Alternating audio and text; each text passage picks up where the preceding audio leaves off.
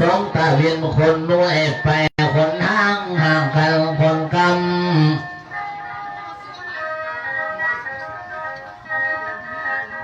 วันละพอมีวันซ้ำซะแล้วที่คืนมาบ้านเขาเดี๋ยวได้ลูกและเต้าของเจ้าได้แต่งทานเพื่อได้กินทานให้ป้าใจได้ย่อยืน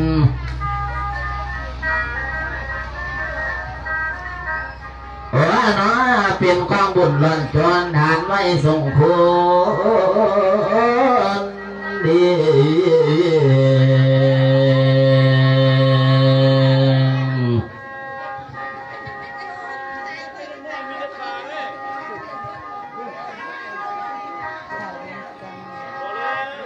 ว่าน้อมันว่าอันดีวัตถุลินทองอินทวงเอ้ยแม่ตัวเบิ่นอินทวงเจ้าตายไปแล้วสิหลายปีข้ามลวง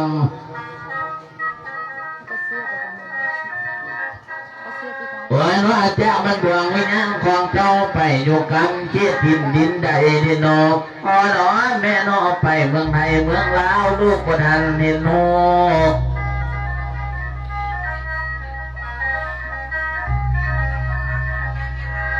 ว่าเลือว่าดวงวิญญาณของเจ้านอนอยู่กลางป่าขนาดอนบนโนยังอยู่ในความฝันมาจุดหล่นเผาไหม้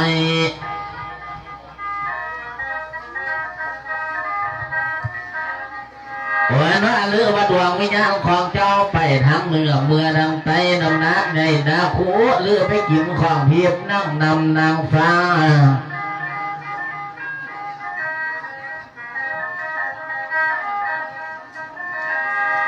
วันน้ามามองนี่เจ้าที่ห้องบนนอนทางลูกกกลูกลาตกแต่งของมุนกุยหลานแต่งทางคืนนี้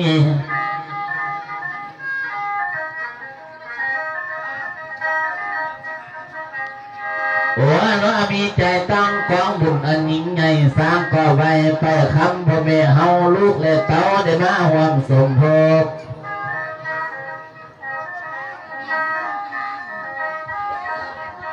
วันว่าหลายคนได้ประโยชน์มือนกโมกเวียนขินต้อนบังให้ไปถึงท้อนดวงวิญญาณพ่อเลยเมเขามีปานหน่อยเอาปานเขามาเซตนาเนี่ยเขามีพาเขาหน่อยเอาพาเขามาเซตนาว่าน้อดวงวิญญาณพวกกว่าตัวสูงขึ้นอยู่สวรรค์น้ำดี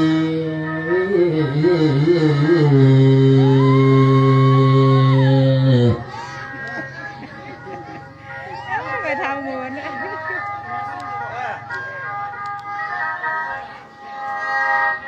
น้อยเป็นว่าน้อยแต่ละอันมีระยะสามขีดดองไก่มันหันทอด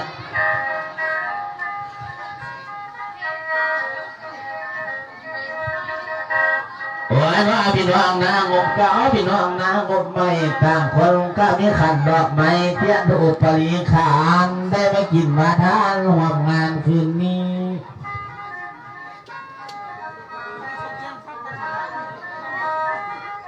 น้อยซาเถอะพี่น้องนางบเมื่อเจ้าภาพเจ้าศรัทธาได้กินทานมื้อนี้คืนเมื่อบ้านเมืองเงินในเจ้าหัง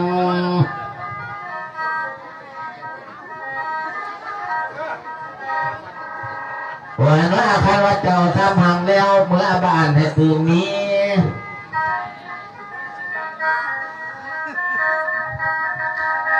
วันว่าขอให้เป็นทรัพย์เศรษฐีมีเงินหลายล้านวันเสาร์ขายกล่องเด้อพี่น้องเด้อให้มีกล่องคำแสนให้มีกล่องคำล้าน1,000 กิโล100 กว่าบาท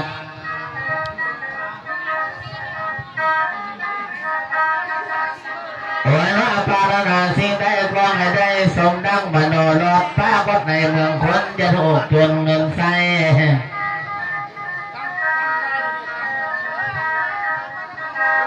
วันว่าเจ้าเข้าไปซ้ำไข่ไฟกำไรขอให้ได้หลายลื่นขึ้นลงข้าไปทั้งนาปีสิมาให้โชคไง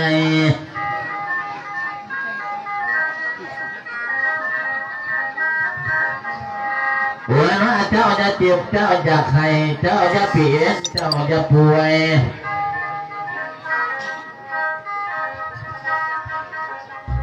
วันว่าขอไว้พรทำให้เจ้าอยู่ดีมีแหงเข้มแข็งกันแต่เก่าเจ้าจะแก่เจ้าจะเท่านั้นเจ้าจะย้อนยาน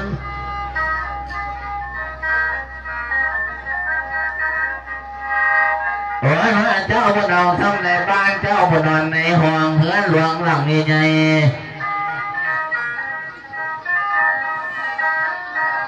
ว่าเจ้าจะเตียบเจ้าอย่าให้ในเรื่องอายุดีกับพระเมธให้พระเมธจันดีแม่ผู้มีเงินคำต้อนคายขันไว้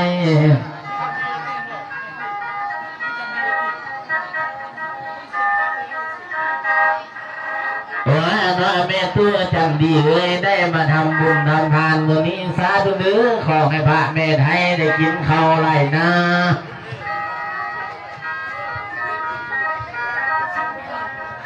วันว่าขอให้พาสามัญได้กินปลาไหลซ้ำขอให้ได้ยุคำพระเจ้าใหญ่หลายองค์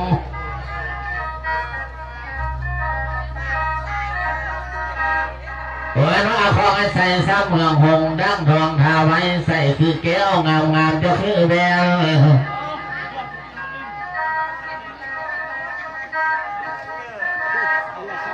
วันว่าหงก็เป็นซ้ำอ่อนแดงเด่นน้อยก็บอกป้าเนื้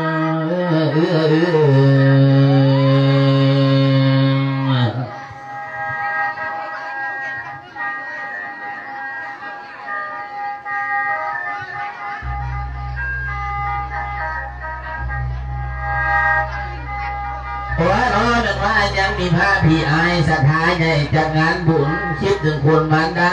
ข้านำนมเพียรเลี้ยง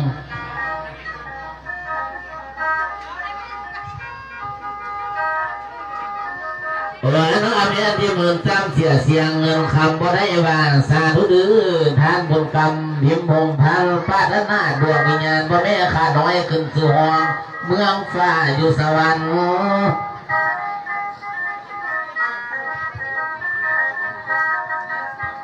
ว่านี่นะน้อยอย่าให้ก้าวเป็นศรัทธาตั้งจริงได้ฝากเงินหนึ่งเอาเงินมาฝากใครขันไว้เอาเงินให้สมภารในย้อนยืน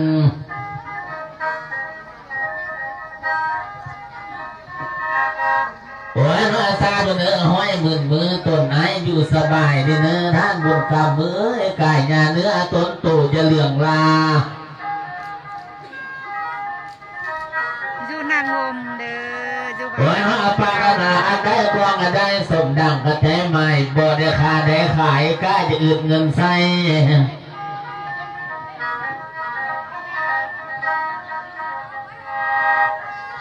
ว่าปีใหม่ใกล้ชิมาฮอนแล้วขอให้โศกอังล้นอุดมดีดีสาเนื้อทานบุญครับเนื้อขอให้มีปัญญาให้ลื่นคนจนยา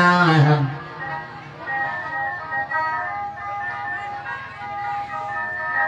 ว่าคือยังภายสร้างสรรค์สร้างพุทธโลตกากัน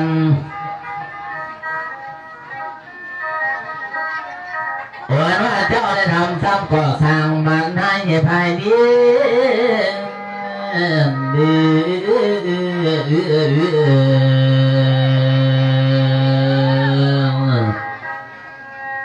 ว่าแต่ขอเจ้าดังไทยได้บุญน้ำกา